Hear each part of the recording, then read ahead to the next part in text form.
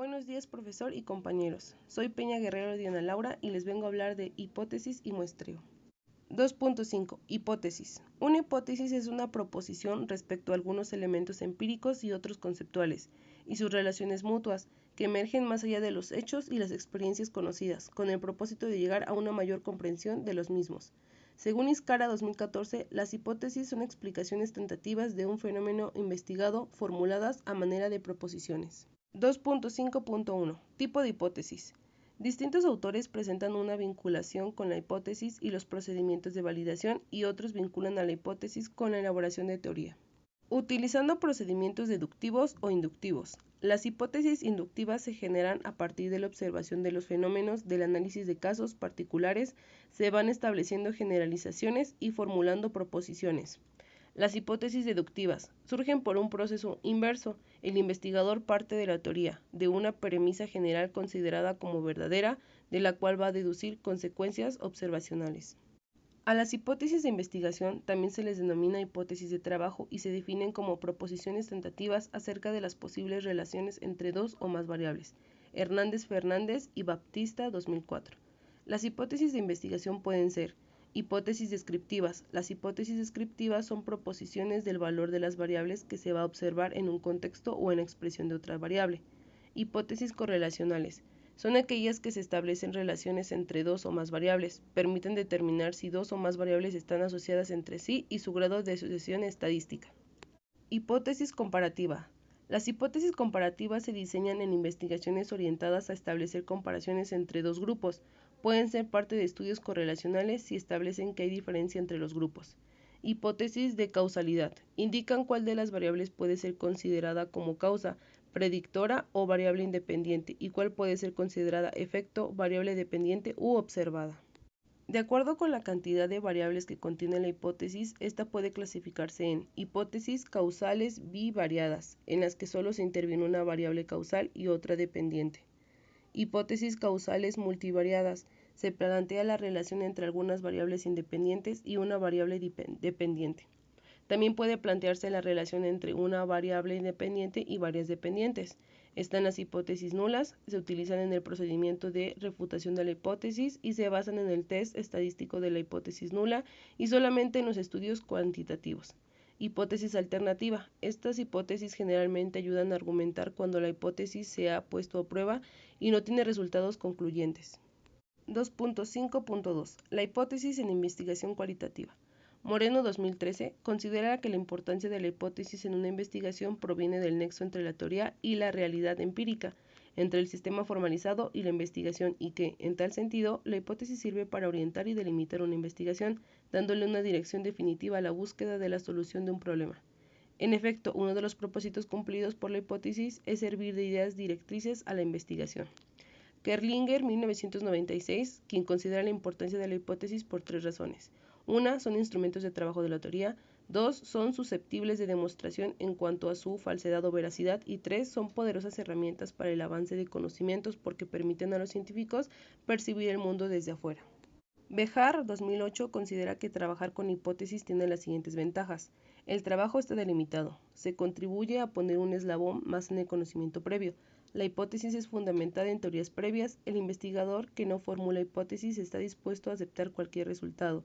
La formulación de la hipótesis protege al investigador de la superficialidad y reduce al mínimo la posibilidad de resultados inesperados y el riesgo de fracasos es alto cuando no se tiene una hipótesis. Otro de los aspectos a destacar se refiere a que la hipótesis puede señalar las relaciones o vínculos existentes entre las variables y cuáles de ellas se dependen estudiar. Sirve para establecer la forma en que se debe organizarse eficientemente el análisis de los datos y, entre otras funciones, su objetivo principal es aprobar y sugerir teorías. 2.5.3. Tipos de variables. Las variables de estudio pueden considerarse como elementos o características relacionadas con un fenómeno específico, cuya existencia se da de alguna medida, razón por la cual son susceptibles de medición o cuantificación. Por lo general, considerando el enfoque positivista, se plantean dos tipos de variables, dependiendo de qué acciones o conductas expresen o impliquen. Pueden ser de dos tipos. Las variables de medida describen cómo serán medidas por el investigador. La variable experimental explica los detalles de las manipulaciones que el investigador hará con ellas. Independiente, B1, representada por una X, es la variable que el investigador mide, manipula o selecciona para determinar su relación con el fenómeno o fenómenos observados. Es la variable que el investigador manipula para ver los efectos que produce en otra variable. Moderador, BM, representada por XM, es un tipo de variable independiente. El investigador le da un valor secundario en la investigación y la incluye en el estudio para determinar cómo influye también en la variable dependiente. Es incluida en el estudio para ver sus efectos en la variable dependiente. Dependiente, BD, representada por una Y, es el factor que el investigador observa o mide para determinar el efecto de la variable independiente o variable causa. Es el factor que aparece, desaparece, varía, etc., como consecuencia de la manipulación que el investigador hace de la variable. Control, BC, representada por XC, es aquella que el investigador controla con el fin de eliminar o neutralizar sus efectos en la variable dependiente. Es neutralizada para eliminar sus posibles efectos. 3.3. El muestreo. La muestra cualitativa es una parte de un colectivo o población elegida mediante criterios de representación socioestructural que se somete a investigación científica social con el propósito de obtener resultados válidos para el universo. Si bien la muestra cualitativa o muestra estructural es una parte del universo, solo comprende una porción y no la totalidad de este. 3.3.1. Tipos de muestreo cualitativos. Muestreo por conveniencia. La muestra por conveniencia es el procedimiento que consiste en la selección de las unidades de la muestra en forma arbitraria, la que se presenta al investigador sin criterio alguno que lo defina. Las unidades de la muestra se autoseleccionan o se eligen de acuerdo a su fácil disponibilidad. El método por conveniencia es una forma rápida y sin costo de obtener una muestra. Muestreo por juicio. Este tipo de muestreo es un procedimiento que consiste en la selección de las unidades a partir solo de criterios conceptuales, de acuerdo a los principios de la representatividad estructural, es decir, las variables que delimitan la composición estructural de la muestra son definidos de manera teórica por el investigador. La muestra por juicio tiene los siguientes pasos metodológicos. 1. Señalar las características fundamentales que delimitan los niveles estructurales del objeto de estudio. Se definen los criterios teóricos. Y 2. Elegir la información según los tipos o niveles estructurales de la muestra. Muestreo por contextos. El muestreo por contextos es una variedad del método por juicio. Consiste en la aproximación cuantitativa al universo de análisis, mediante el uso de censos, padrones, encuestas, por encuestario o cualquier forma de material estadístico. Pujadas, 1992-60.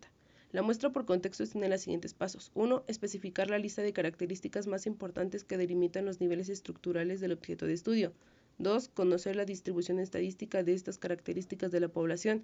Se definen los criterios estadísticos. Y 3. Elegir los informantes según los tipos o niveles estructurales delimitados. 3.3.2. Selección de la muestra. En la etapa inicial de la investigación, la decisión muestral puede ser orientada por criterios que dependerán de las características particulares de cada estudio. Pueden buscarse, como paso inicial bajo el criterio de saturación discursiva, los casos de potencial polarización del universo en relación al tema, para así capturar las significaciones extremas de la población en relación al tema. A partir de la comprensión de discursos pertenecientes a perspectivas diferenciales dentro de un espacio social, se van seleccionando aquellos que desde posiciones diferentes los conflictos constitutivos de este espacio. También puede importar para la selección inicial en la muestra cualitativa el hecho que los sujetos hayan tenido alguna experiencia sobre el tema que se quiere investigar o que tengan un vínculo determinado de identificación. El muestreo consistió en una serie limitada de entrevistas o grupos de hablantes extremos. Sirven para contar con los rasgos o conductas límites de una clase o grupo. Ejemplares se utilizan para visualizar ciertas características ya conocidas o típicos permiten la descripción de los rasgos de los sujetos más representativos de una población caracterizada por una homogeneidad interna en relación a ciertas prácticas sociales. Buenos días, profesor y compañeros.